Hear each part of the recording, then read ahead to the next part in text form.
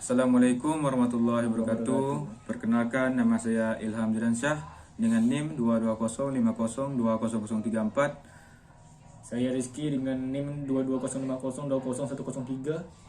Saya Agung Dewana Firda dengan NIM 2205020096. Baiklah, di sini kami akan menjelaskan tentang perkembangan manajemen. Kata manajemen itu berasal dari bahasa Prancis kuno, yaitu manajemen, yang memiliki arti seni, melaksanakan, dan mengatur. Manajemen belum memiliki definisi yang mapan dan diterima secara universal. Mary Baker College berkata, misalnya, mendefinisikan manajemen sebagai seni menyelesaikan pekerjaan melalui orang lain. Definisi ini berarti bahwa seorang manajer bertugas mengatur dan mengarahkan orang lain untuk mencapai tujuan organisasi. Selanjutnya yaitu W. Griffin mendefinisikan manajemen sebagai sebuah proses perencanaan, pengorganisasian, pengkoordinasian, dan pengontrolan sumber daya untuk mencapai sasaran atau goals secara efektif dan efisien. Efektif berarti bahwa tujuan dapat dicapai sesuai dengan perencanaan, sementara efisien berarti bahwa tugas yang ada dilaksanakan secara benar, terorganisir, dan sesuai dengan jadwal. Manajer adalah seorang yang bekerja melalui orang lain dengan mengkoordinasikan kegiatan-kegiatan mereka guna mencapai sasaran organisasi. Adapun sejarah perkembangan manajemen. Perkembangan teori manajemen terjadi saat ini adalah sangatlah pesat. Oleh karena itu, kita harus mempelajari tentang manajemen, mengenai sasaran, dan bagaimana proses perkembangan teori-teori manajemen dan prinsip-prinsip manajemen itu sendiri. Ada beberapa aliran-aliran pemikiran tentang manajemen sebagai berikut. Yang pertama, aliran klasik, atau yang akan dibagikan menjadi dua aliran, manajemen ilmiah dan teori organisasi klasik. Yang kedua, ada aliran hubungan manusiawi, sering disebut aliran neoklasik. Selanjutnya ada aliran klasik. Sebelum sejarah yang disebut zaman manajemen ilmiah muncul, telah menjadi revolusinya industri pada abad ke-19 yang menyebabkan peninggalan kebutuhan akan sesuatu pendekatan manajemen yang sistematik, dan kemudian dibahas dengan teori-teori dan prinsip-prinsip manajemen dan diuraikan oleh para tokoh dan gagasan mereka. Perkembangan awal teori manajemen. Ada dua tokoh manajemen yang mengawali munculnya manajemen ilmiah, yaitu Robert Owen dan Charles Babbage. Robert Owen 1771 sampai 1858.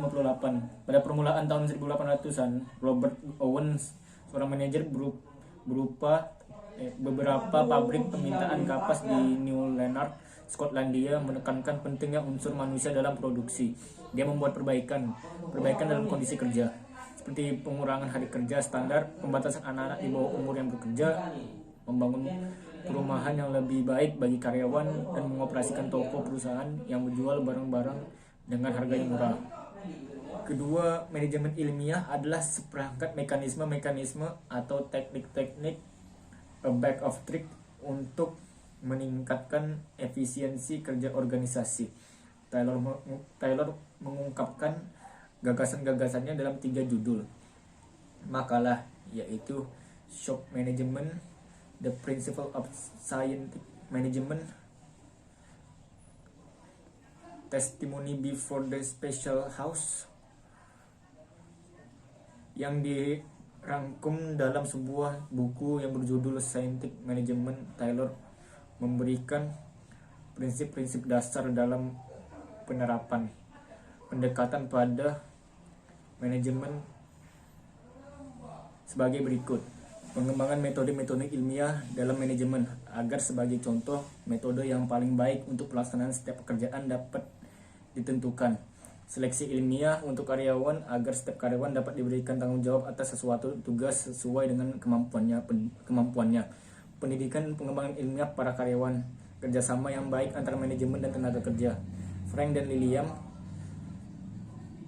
kontributor utama dalam aliran ini adalah pasangan suami istri. Dalam aliran ini, Frank lebih cenderung terhadap masalah yang sangat efisien, terutama untuk menemukan cara yang terbaik untuk mengerjakan suatu tugas. Sedangkan istrinya, lebih tertarik pada aspek-aspek manusia dalam kerja seperti seleksi, penempatan, dan latihan personalia. Dia menuangkan gagasannya dalam buku yang berjudul The Psychology of Management. Henry Gannett. Seperti Taylor, Henry mengemukakan gagasan-gagasannya yaitu saling menguntungkan antar tenaga kerja dengan manajemen, seleksi kerjasama ilmiah tenaga kerja, sistem insentif bonus untuk merangsang produktivitas, penggunaan instruksi kerja terperinci. Anton Emerson mengemukakan 12 prinsip-prinsip efisiensi yang sangat terkenal, yang secara ringkas adalah sebuah berikut. Tujuan dirumuskan dengan jelas. Kegiatan yang dilakukan masuk akal dan adanya staf yang cakap. Disiplin, balas jasa yang adil, dan laporan-laporan yang terpercaya, segera, akurat, dan sistem informasi dan akuntansi. Selanjutnya yaitu ada pemberian, perintah, perencanaan dan pengurusan kerja. Adanya standar-standar dan skedul-skedul, metode dan waktu setiap kegiatan.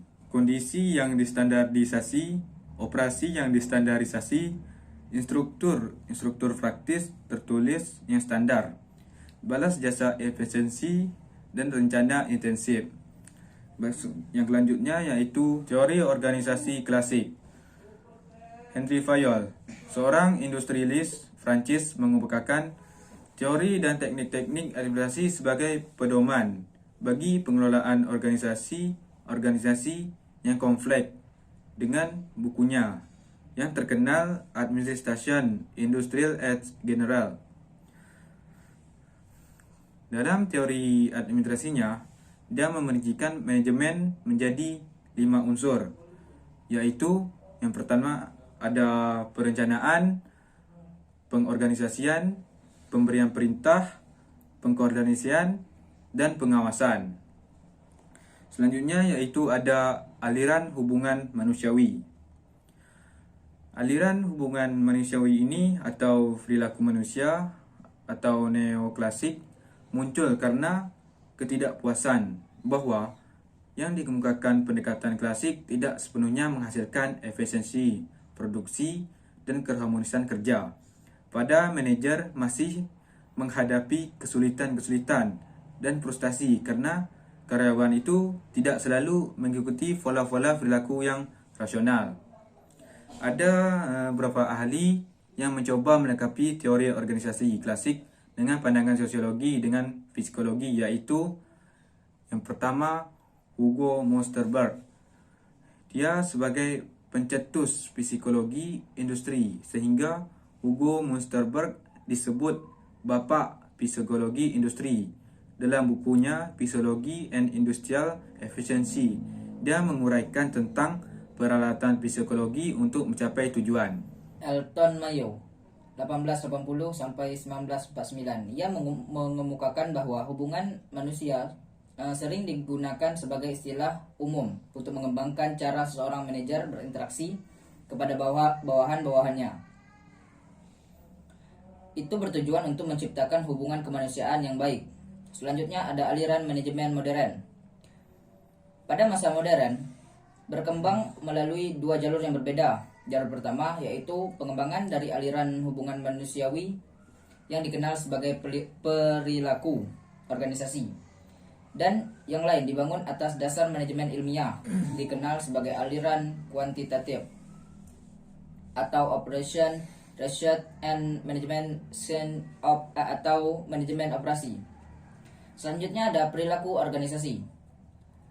Perkembangan aliran perilaku organisasi ditandai dengan pandangan dan pendapat baru tentang perilaku manusia dan sistem sosial.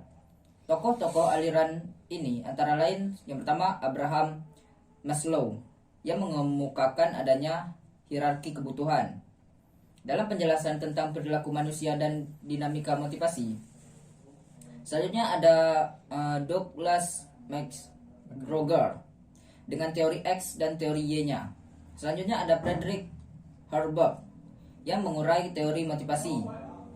higienis atau teori dua faktor. Selanjutnya ada Robert Black dan Jen Mouton yang membahas 5 gaya kepemimpinan dengan kisi-kisi manajerial atau managerial grade. Selanjutnya ada Rances Lakers yang telah mengidentifikasi dan melakukan penelitian secara ekstensif mengenai 4 sistem manajemen, dari sistem eksklusif sampai otoratif sampai sistem 4 pastiratif kelompok. Selanjutnya ada Fred Perder yang menyarankan pendekatan kontingensi pada studi kepemimpinan. Selanjutnya ada Chris Argyris yang memandang organisasi sebagai sistem sosial atau sistem antar hubungan budaya. Selanjutnya ada Edgar Sinclair yang banyak meneliti dinamika kelompok dalam organisasi yang lainnya. Ada beberapa prinsip dasar penting yang disimpulkan dari pendapat para tokoh-tokoh manajemen modern tersebut. Yang pertama, manajemen tidak dapat dipandang sebagai suatu teknik secara ketat. Peranan, prosedur, prinsip. Selanjutnya, manajemen harus sistematik dan pendekatan yang digunakan harus dengan pertimbangan secara hati-hati. Selanjutnya, organisasi sebagai keseluruhan dan pendekatan manajemen individual untuk pengawasan sesuai dengan situasi. Selanjutnya, pendekatan motivasional yang menghasilkan komitmen pekerja terhadap tujuan organisasi yang sangat dibutuhkan. Aliran kuantitatif. Aliran ini ditandai dengan perkembangan tim-tim riset operation research dalam pemecahan masalah-masalah industri yang didasarkan atas sukses tim-tim riset operasi Inggris dalam Perang Dunia ke-2. Riset operasi kemudian diformasikan dan disebut aliran manajemen science yang berfungsi untuk penganggaran modal, manajemen aliran kas, scheduling produksi, pengembangan strategi produksi, perencanaan pengembangan sumber daya manusia, penjagaan tingkat persediaan yang optimal sebagai langkah-langkah pendekatan manajemen.